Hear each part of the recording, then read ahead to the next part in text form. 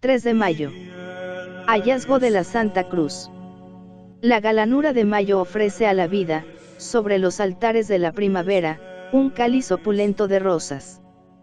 Pienso en el buen Dios que, cada amanecer, pone un lujo de diamantes en el rocío, canciones en los pájaros, oro maduro en los trigales y una tierna esperanza en el corazón del hombre.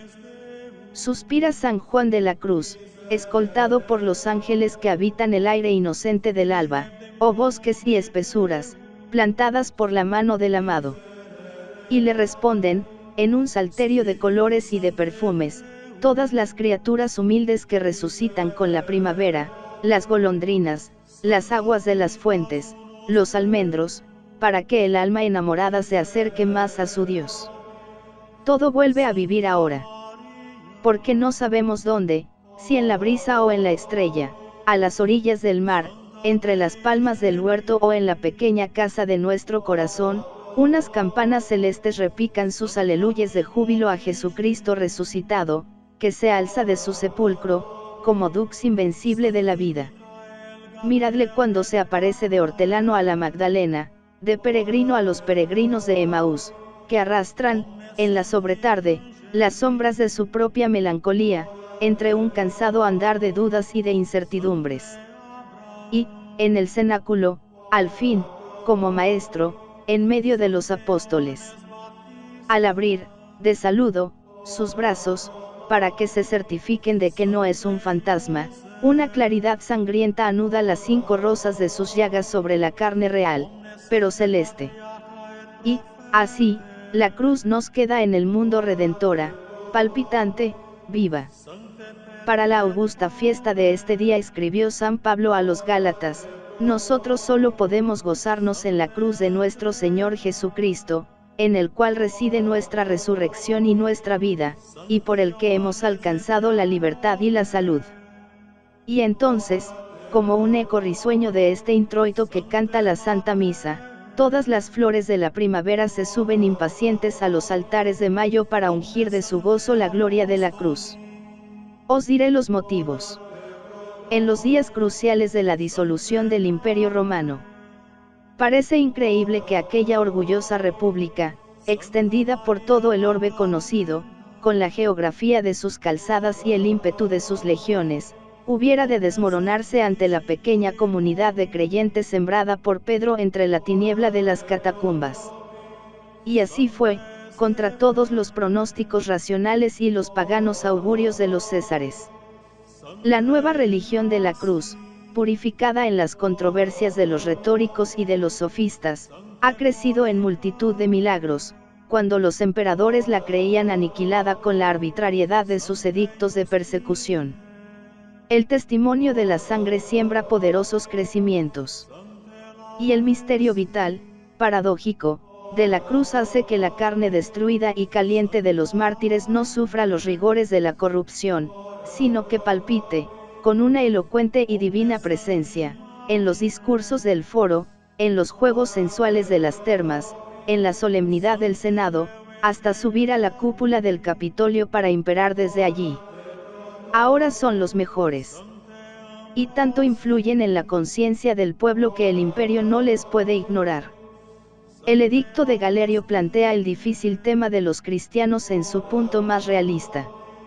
Por el futuro de la República, incierto ya y vacilante, se impone una tregua política, que, en la realidad, nada resuelve. Solo la libertad de la Iglesia de Cristo pondrá paz en los corazones y grandeza en el regimiento de los ciudadanos destinos. Pues el hombre vocado a tan augusta empresa es Constantino. Eusebio de Cesarea nos describe en su historia el perfil de este príncipe pagano.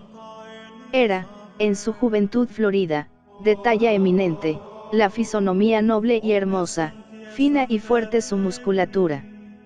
Pero aún subyugaba más por la ternura de su corazón ancho y por la luz de sus ojos que irradiaban realeza y poder. De otras fuentes sabemos que amaba la soledad meditabunda y que su alma no se saciaba en las filosofías groseras del politeísmo, sino que trascendía a la busca de la única divinidad, a quien, aun sin conocerla, gustaba de invocar con el nombre de Padre del Cielo. Imperaba en las Galies, compartiendo el poder con Magencio y Licinio. Los reinos divididos dan en la disolución y en la ruina. Y la guerra estalla entre los tres, como siempre, por piques de rivalidad y de soberbia. Constantino es multitudinario en el fervor de su pueblo y entre sus fieles legiones. Semejante aureola recome a Magencio, que pretesta vengar con sangre el supuesto asesinato de Máximo Hércules, por intrigas de Constantino. Pero el gran viento de las victorias empuja a los 100.000 soldados desde las Galies hasta Turín, por Brescia y Verona, y a todo lo largo de la vía Flaminia. Constantino tenía evidencias de su propio triunfo, porque no combatía solamente con sus ejércitos, sino con el poder divino de aquel anagrama que, a la luz sangrienta del otoño, resplandecía en los estandartes y sobre el pecho de sus leales, recordando otra batalla más cruel y decisiva, la de Cristo en la cruz. Y con su nombre iba seguro a la victoria. Fue así el milagro, según lo refiere Eusebio, recogido de los mismos labios del emperador, que a los comienzos de esta injusta guerra embargaba su espíritu el pensamiento de la muerte, como acontece a los que llevan oficio de armas. Y repasó en su memoria el fin dramático de todos los emperadores que habían perseguido a los cristianos. Solo su padre, Constancio, encontró una muerte piadosa, tranquila, serena. ¿Acaso porque quiso bien, en amistad y protecciones, a los creyentes de la cruz? Pide entonces un signo al Señor de los ejércitos. Y se le dio, en un estupendo milagro. Sobre un cielo deslumbrante de mediodía vio arder una cruz de sangre, con esta divisa, Inox signo vinces. Era el lábaro de su victoria. Y más aún. En el sueño impaciente de aquella noche Cristo se le muestra, ordenándole que sus combatientes, sus armas, sus banderas, lleven su propio nombre sacro e invencible. Y mientras aquel 28 de octubre del 312 se alza al cielo, desde las 7 colinas, el incienso inútil ofrecido por Magencio a los dioses paganos, la última batalla del puente Milvio, sobre el Tíber, proclama a Constantino emperador triunfante en la señal de la cruz. El famoso edicto de Milán es el ofrecimiento de su victoria a la cruz. Los cristianos se ven libres, con todos los derechos jurídicos de los ciudadanos de Roma. En su brevedad, una sola idea se repite, con clara intención, para que no haya espacio a interpretaciones o dudas, la perfecta igualdad de ciudadanía para los creyentes, a los que ningún prefecto podrá, en adelante, torturar con los garfios y las cárceles ante la pública profesión de su fe. Y, a los pocos años, el hallazgo de la cruz, como radiante trofeo de aquella gesta castrense. Era muy lógico que Constantino y los de su casa anhelaran, muy ardidamente, poseer aquella cruz, aparecida en los cielos. Y es su madre Helena la que se pone en piadosa romería hacia Oriente. Todo esto es pura historia. La podemos seguir con Eusebio, por todo el itinerario, entre las aclamaciones entusiastas que la hacen, a su paso, las provincias del imperio. Visita la cueva de Belén para seguir, con fidelidad, el recuerdo de la vida de Cristo. Sobre el desnudo pesebre, que profanan unos altares en honor de Adonaís, edifica un templo majestuoso, de una hermosura singular, digno de eterna memoria. Se detiene largamente en el lago, porque aquel mar de Tiberíades, que tiene geografía y curvas de corazón, palpita como el corazón de todo el Evangelio, como el mismo corazón de Cristo. Y después a las agonías del Monte de los Olivos. Y al Calvario. En este punto nos despedimos de Eusebio de Cesarea, que nos vio minuciosamente, con sus infolios, en la peregrinación de la emperatriz. Los rigores de la crítica histórica hinchan el silencio de este escritor para tejer las insidias de la duda en la maravilla celeste del hallazgo. Pero este dato no entenebrece su perfecta historicidad. Lo consignan escritores eminentes, Rufino, Sosomeno, el Crisóstomo, San Ambrosio, y el breviario romano lo tiene recibido, en las lecciones históricas, para la fiesta de este día. Además, Eusebio de Cesarea no ignora el suceso, aunque no lo consigne expresamente, pues reproduce una carta de Constantino a Macario, obispo de Jerusalén, en la que se habla del memorial de la pasión escondido, bajo la tierra, durante muy largos años. Con las fuentes mencionadas podemos componer la historia así. A los comienzos del siglo IV el más inconcebible abandono cubría los santos lugares, a tal punto que la colina del Gólgota y el Santo Sepulcro permanecían ocultos bajo ingentes montañas de escombros. El Concilio de Nicea dictó algunas disposiciones para devolver su rango y su prestigio a aquellas tierras sembradas por la palabra y la sangre del Redentor, mientras el mismo Constantino ordenaba excavaciones que hicieran posible recuperar el Santo Sepulcro. Y allí Helena, alentando con su poder y sus oraciones el penoso trabajo.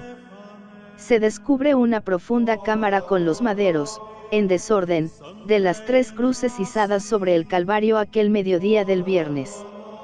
¿Cuál de las 3? La verdadera cruz de Jesucristo. Y entonces el milagro, para un seguro contraste. Porque el santo obispo de Jerusalén, a instancias de Helena, las impone a una mujer desvalida, siendo la última la que le devuelve la salud. Aún la tradición añade que, al ser portada la Vera Cruz, procesionalmente, en la tarde de aquel día, un cortejo fúnebre topó con el piadoso y entusiasta desfile, y, deseando el obispo Macario más y más certificarse sobre el auténtico madero, mandó detenerle, como Jesucristo en Naim, cuando los sollozos de la madre viuda le arrancaron del corazón el devolverle la vida a su único hijo muerto. Se probaron, con el que llevaban a enterrar, las 3 cruces, y solo la que ya veneraban como verdadera le resucitó. Era el 14 de septiembre del año 320. La emperatriz Helena, en nombre de su hijo, edificó allí el martirium sobre el sepulcro, dejando la cruz, enjollada en riquísimo ostensorio, para culto y consuelo de los fieles.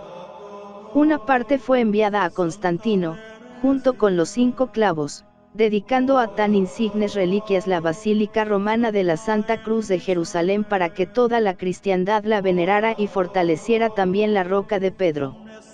Dictó, además, Constantino un decreto, por el que nadie sería en adelante castigado al suplicio de la cruz, divinizada ya con la muerte del Hijo de Dios.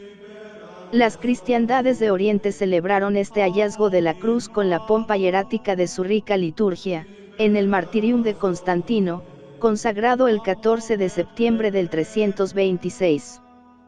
Precedían a la fiesta 4 días de oraciones y rigurosos ayunos de todas aquellas multitudes que afluían de Persia, Egipto y Mesopotamia. Allí encontró su camino de santidad una mujer egipciaca pecadora que, como la Magdalena, se llamaba María. Muy pronto la fiesta del hallazgo se incorporó a las liturgias de toda la cristiandad cuando fueron llegando a las iglesias occidentales las preciosas reliquias del Lignum Crucis, como regalo inestimable para promover entre los fieles el recuerdo vivo de nuestra redención. 3 siglos después, 3 de mayo del 630, acontecía en Jerusalén otro suceso feliz. El emperador Heraclio, depuesta la majestad de sus mantos y de su corona, con ceniza en la cabeza y sayal penitente, portaba sobre sus hombros, desde Tiberíades a Jerusalén, la misma Vera Cruz que halló Helena. En un saqueo de la ciudad santa fue sustraída por los infieles persas. Y ahora era devuelta al patriarca Zacarías con estos ritos impresionantes de fervor y humildad. Las liturgias titularon este acontecimiento con el nombre de exaltación de la Santa Cruz. Y, aunque las iglesias occidentales acogieron con entusiasmo semejante recuperación definitiva del Santo Madero, solo muy tardíamente fue conmemorada su fiesta, según se ve en el Sacramentario de Adriano. El tiempo confundió la historia de ambas solemnidades. Y todo el occidente cristiano, dando mayor acogimiento y simpatía al hallazgo de la cruz, lo celebró siempre en este día 3 de mayo, dejando para el 14 de septiembre la memoria de la exaltación.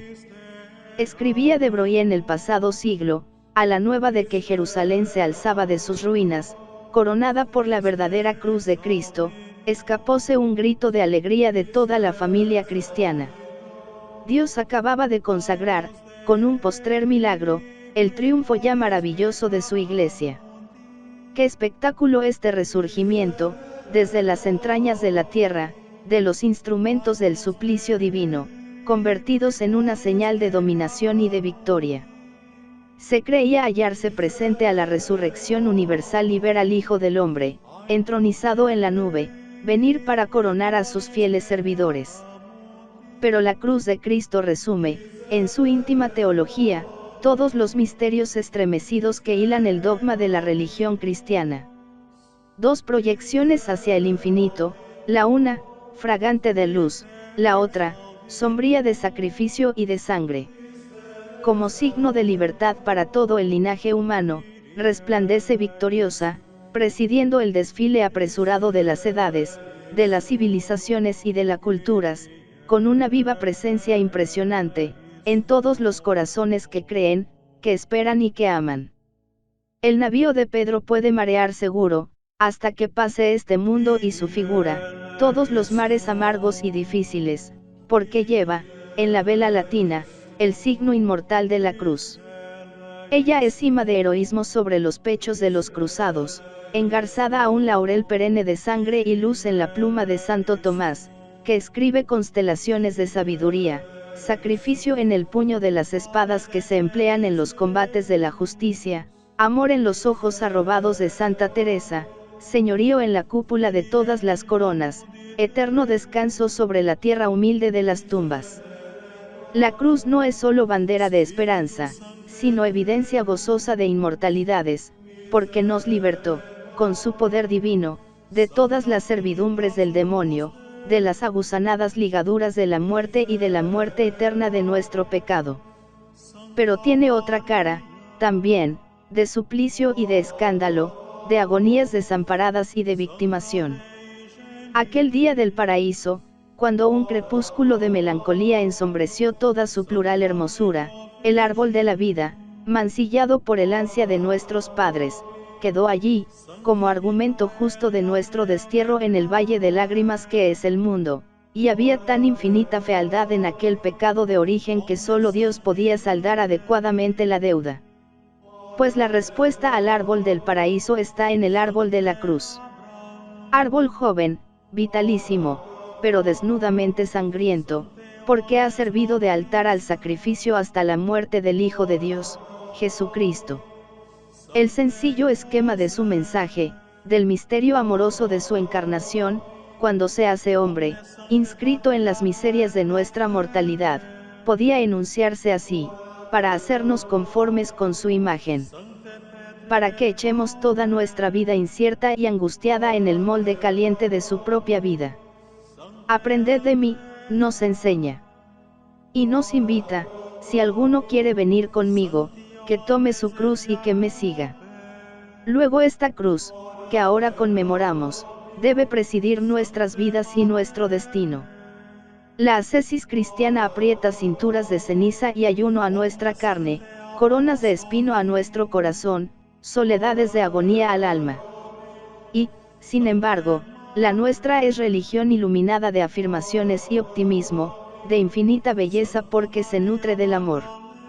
Porque Cristo y su cruz, después de todas las humillaciones y fracasos, entre las burlas y los retos de aquella chusma que a sus pies bramaba, se alzó, cruz de luz, a las eternas victorias del cielo. Tenía un nombre, Cristo y su cruz, dado por el Padre, que era superior, en poder y señorío, a todos los más altos y orgullosos nombres. Y ante ese nombre doblan su adoración los cielos, y sus humildes súplicas la tierra, y su rabia impotente los abismos. Por eso la primavera ofrece a esta cruz de mayo esclarecida y deslumbrante de vida, un cáliz opulento de rosas. Que también la rosa de nuestro corazón, encendida y caliente, se enrosque, como el de la Magdalena, a las glorias y las victorias de la cruz.